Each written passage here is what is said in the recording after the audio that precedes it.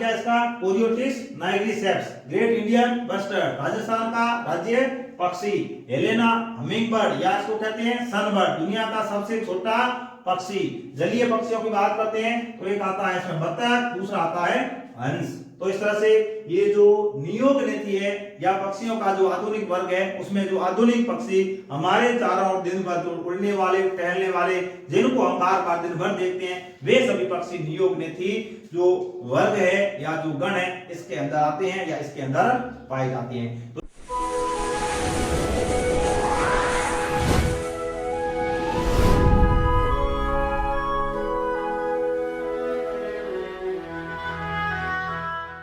Hello guys, नमस्कार।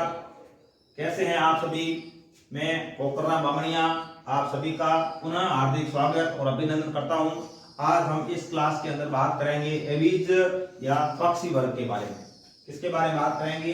Aves के बारे में बात करेंगे या पक्षी वर्ग के बारे में बात करेंगे। तो देखिए, एवीज या पक्षी वर्ग यह जो ऐसा वर्ग है जिसमें उड़ने की क्षमता पाई जाती है, और उड़ने की क्षमता पाई जाती है इसका मतलब इनमें पंख पाए जाते हैं, और इस वर्ग को हम पक्षी वर्ग कहते हैं। तो इनकी विशेष इसका लक्षण है कि इनमें पंख पाए जाते हैं। अब ये जो जंतु है, पक्षी वर्ग है, ये समतापी होते हैं। इनका तापमान समान रहेगा, कोई भी मौसम हो तापमान इनका समान रहेगा, इसलिए इनको समतापी कहा जाता है। और पक्षियों का तापमान मनुष्य से अधिक होता है, या स्तनधारी का जो तापमान है उससे पक्षियों का तापमान है वो अधिक होता है। कितना अधिक होता है? 2 डिग्री फ़ारेनहाइट से 14 डिग्री फ़ारेनहाइट, इतना तापमान स्तनधारियों से इनका अधिक होता है। अब देखिए, और पक्षियों की बात करते हैं तो पक्षियों की जो त्वचा होती है वो कोमल होती है, सॉफ्ट होती है, और उसके ऊपर पर पाए जाते हैं, और पैरों के ऊपर सल्क भी पाए जाते हैं। त्वचा इनकी शुष्क होती है, और त्वचा ग्रंथियां भी नहीं पाई जाती है। एक ग्रंथि पाई जाती है पूंछ के नीचे की ओर, जिसको तेल ग्रंथि या प्रीन ग्रंथि कहा जाता है। ये इंपॉर्टेंट रहेगा। मतलब तेल ग्रंथि या प्रीन ग्रंथि किसमें पाई जाती है? तो प्रीन ग्रंथि है वो एवीज के अंदर पाई जाती है। एकमात्र त्वचा ग्रंथि पाई जाती है, इसके अलावा दूसरी कोई ग्रंथि नहीं होती है। तो इस तरह से पक्षियों का अध्ययन ऑर्निथोलॉजी कहलाता है। पक्षियों का अध्ययन ऑर्निथोलॉजी कहलाता है। और विशेष लक्षणों के बारे में बात करें तो पक्षी वर्ग है उसमें जो हर्ट होता है वो 4 चैम्बर होता है, 4 चैम्बर होते हैं। अग्रपाद पंखों में बदल जाते हैं, जो पंख हैं वो अग्रपाद से बड़े होते हैं। टेट्रापोडा की बात करते हैं, 2 जोड़ी पैर पाए जाते हैं। तो जो अग्र जोड़ी जो पैर है वो किसमें बदल जाते हैं? पंखों में बदल जाते हैं। दांत नहीं पाए जाते हैं, तीखी एक चोंच पाई जाती है, और वो इस तरह से अनुकूलित होती है कि हवा को चीरते हुए आगे पक्षी को उड़ने में किसी भी प्रकार की प्रॉब्लम क्रिएट नहीं हो, इसलिए तीखी चोंच पाई जाती है। उसमें दांत नहीं पाए जाते हैं। इसका जो शरीर होता है पक्षी का वो नौकाकार होता है, और नौकाकार शरीर में क्या होगा कि हवा को चीरते हुए पक्षी आगे बढ़ सकता है, आगे जा सकता है। तो ये उनमें एक तरह का क्या है? अनुकूलन है। इसके अलावा एवीज वर्ग जो है ये एमनियोटा के अंदर आता है। मतलब इनमें बाह्य भ्रूणीय झिल्लियां पाई जाती है, एमनियोन पाई जाती है, कोरियोल पाई जाती है, एलेक्ट्रोस पाई जाती है, यॉर्कसेट। कहने का मतलब बाह्य भ्रूणीय झिल्लियां इनमें पाई जाती है। एक तेल ग्रंथि पाई जाती है, अस्थियां होती है वो लंबी होती है और वातिल होती है, मतलब उसमें वायु पाई जाती है। अस्थियों के अंदर वायु पाई जाती है, इसलिए इसको कहते हैं वातिल होती है। अस्थियां है वो वायु कोष वाली होती है, वातिल होती है। पाचन तंत्र विकसित प्रकार का होता है, उसमें पेशनी और क्रोप आदि पाए जाते हैं। श्वसन फेफड़ों के द्वारा होता है।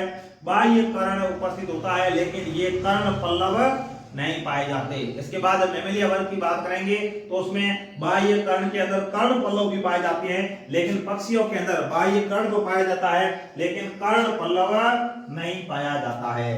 कपाल तंत्रिकाओं की बात करें तो 12 जोड़ी पाई जाती है, और पैतृक संरक्षण इनमें बहुत ही अच्छा पाया जाता है। इनके जो जनक होते हैं, जो माता पिता होते हैं, वो क्या करते हैं? बच्चों के लिए सुरक्षा का पूरा प्रबंध करते हैं, ये घोंसले बनाते हैं, ये सभी काम करते हैं। इसका मतलब इनमें पैतृक संरक्षण पाया जाता है। इसके अलावा जितने भी पक्षी वर्ग हैं, पक्षियों के अंदर उत्सर्जी पदार्थ के रूप में यूरिक अम्ल होता है, इसलिए इनको यूरिक अम्ल उत्सर्जी कहा जाता है। पक्षियों का अध्ययन ऑर्निथोलॉजी कहलाता है। और भारत के एक पक्षी वैज्ञानिक है जिसका नाम है डॉक्टर सलीम अली। सलीम अली है, इनको bird man of the India कहा जाता है। भारत के पक्षी वैज्ञानिक के नाम से इनको जाना जाता है।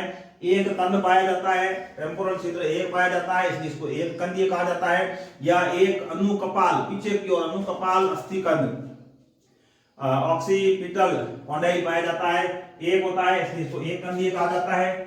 इसके अलावा पक्षियों के अंदर मधुर आवाज उत्पन्न करने का गुण पाया जाता है, इसके लिए ध्वनि उत्पादक अंग होता है जिसका नाम है सिरिंक्स, ये सिरिंक्स पाया जाता है। इसके अंदर स्वर तंतु है वो नहीं पाए जाते हैं। जैसे कोयल आदि की जो आवाज है वो बहुत ही मीठी होती है, तो वो इस ध्वनि उत्पादक अंग के कारण होती है और उसका नाम होता है सिरिंक्स।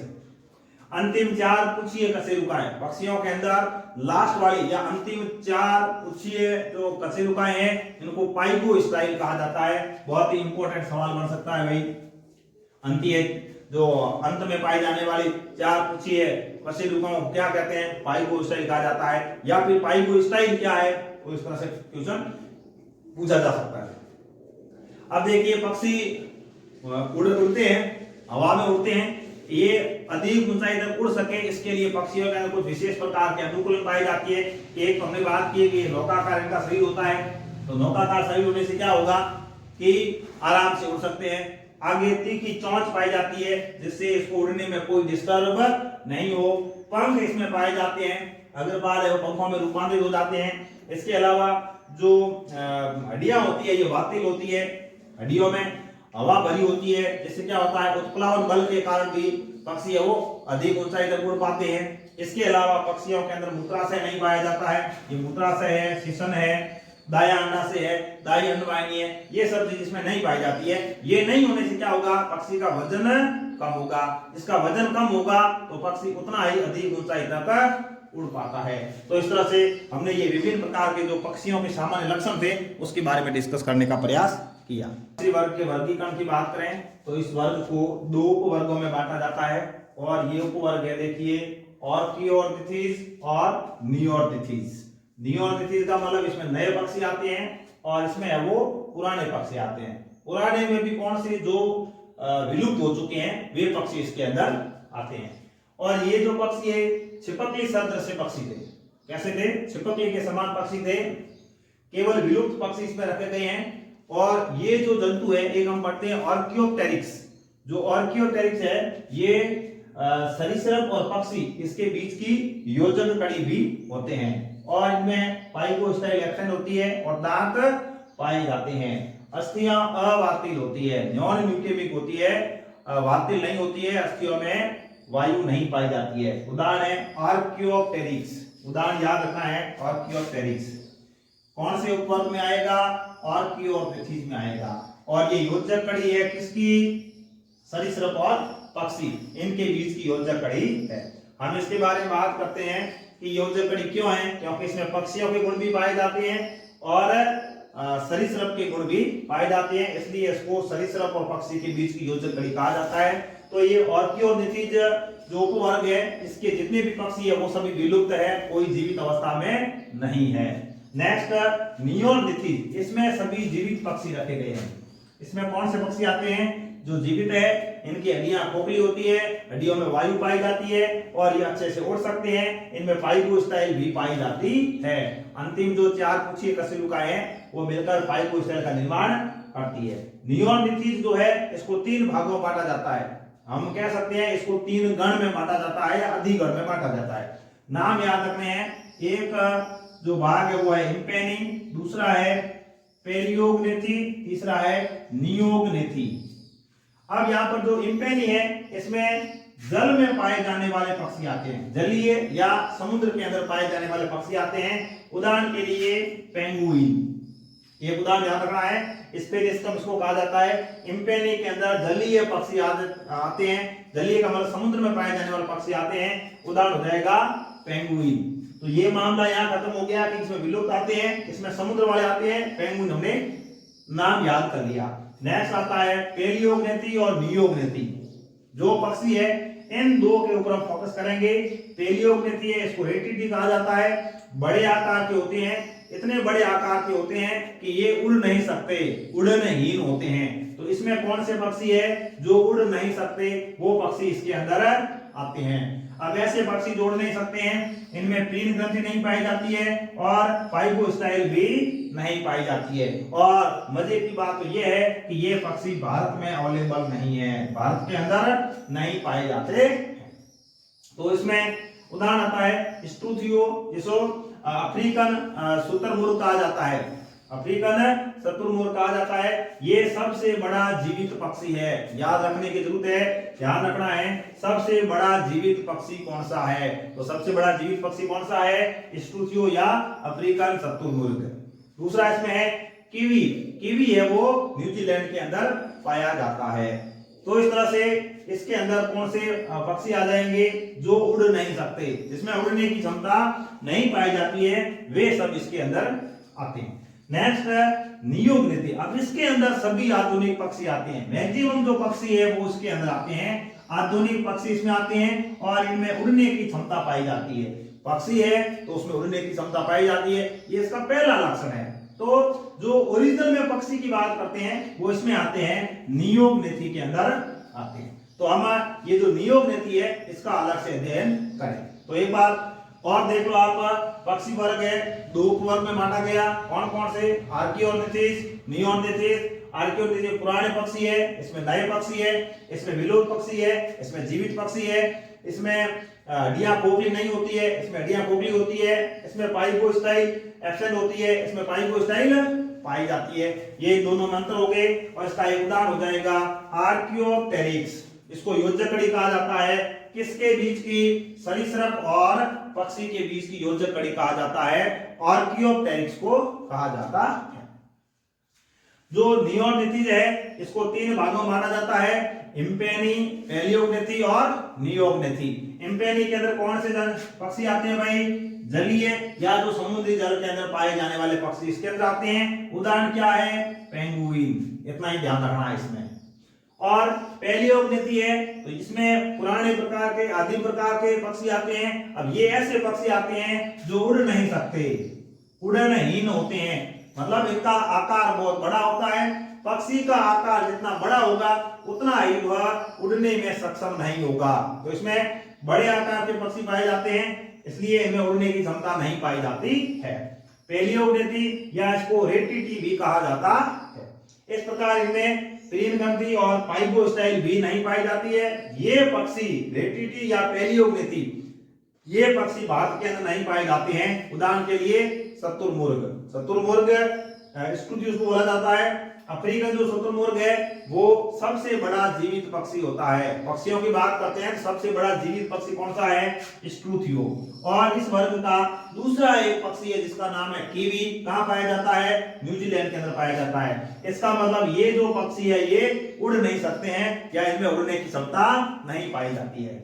नेक्स्ट जो नियोगनिथि है, नियोगनिथि जो हम पक्षी की बात करते हैं, ओरिजिनल में जो पक्षी होते हैं, आधुनिक पक्षी है वो सब इसके अंदर आते हैं और इन सभी पक्षियों के अंदर उड़ने की क्षमता पाई जाती है। अब हम इसके बारे में बात करेंगे, जैसे मोर है, कबूतर है, कोयल है, जिनमें उड़ने की क्षमता पाई जाती है और ये आधुनिक पक्षी है, इनको नियोगनिथि जो भाग है, वर्ग है, उसमें रखा जाता है। नियोगनिथि या आधुनिक पक्षी, अब इसमें सभी आधुनिक पक्षी आते हैं, उड़ने की क्षमता पाई जाती है, पंख सुविकसित पाए जाते हैं। हमारे चारों ओर जो उड़ते हुए पंछी हम देखते हैं वो सब इसके अंदर आते हैं। देखो इसमें नौतल कील सुविकसित होती है, पाइगोस्टाइल पाई जाती है, प्रीन ग्रंथियां पाई जाती है, मूत्राशय और मैथुन अंग ये अनुपस्थित होते हैं। ये इनका विशेष अनुकूलन है, ज्यादा ऊंचाई तक उड़ने के लिए या लंबी दूरी तक जाने के लिए इनमें ये अनुकूलन होता है। ध्वनि उत्पादक जो अंग है सिरिंक्स इसमें पाया जाता है। ये तो सामान्य लक्षण हो गए। अब देखिए उदाहरण की बात करते हैं तो मोर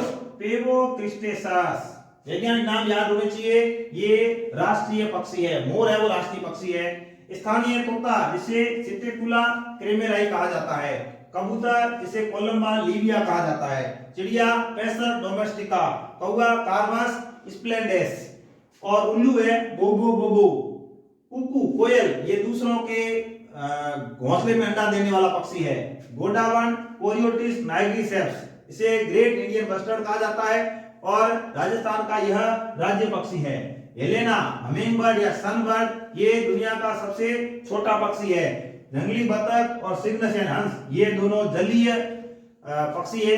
इनमें जो पैर होंगे, पैरों के बीच में क्या पाया जाता है, जाल पाया जाता है, जिससे ये पानी में आराम से तैर सकते हैं। तो देखिए इस तरह से ये जो आधुनिक पक्षी है, इनके वैज्ञानिक नाम आपको याद होने चाहिए। और ये जो पक्षियों के बारे में जानकारी है, ये आपके ही नहीं 11th NCERT 11th ही नहीं, NCERT 12th, NEET, second grade, first grade, सभी एग्जाम्स के लिए यह है वो मैटर इंपॉर्टेंट है। इसलिए आपको ये अंगुलियों के ऊपर याद होना चाहिए। जैसे मान लो मोर, मोर का वैज्ञानिक नाम पेवोक्रिस्टस, पेवोक्रिस्टेसस, भारतीय तोता सिटिकुला कैमेराई, कबूतर है तो कोलंबा लिविया, चिड़िया है तो पेसर, पेसर डोमेस्टिका, कौवा है तो कार्बस स्प्लेंडस, उल्लू है तो बोबा बोबा, कुकू या कोयल, दूसरों के घोंसलों में अंडा देने वाला।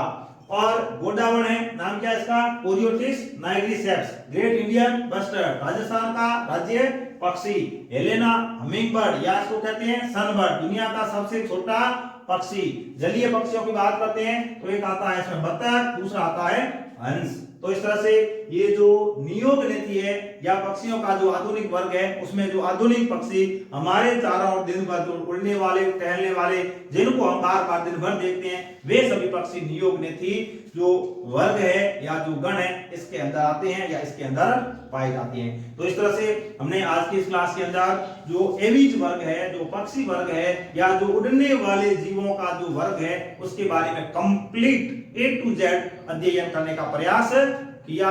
हमने इसमें कुछ विलुप्त जैसे आर्कियोपेरिक के बारे में बात की, उसके बाद में कुछ ऐसे जो समुद्र में पाए जाते हैं, समुद्री जल में पाए जाते हैं, पेंगुइन के बारे में बात की, उसके बाद में कुछ ऐसे पक्षी जो उड़ नहीं सकते उसके बारे में बात की, शुतुरमुर्ग के बारे में बात की, कीवी के बारे में बात की, और उसके बाद में सबसे ज्यादा विकसित जो पक्षी है, आधुनिक पक्षी, उसके बारे में हमने बात की है।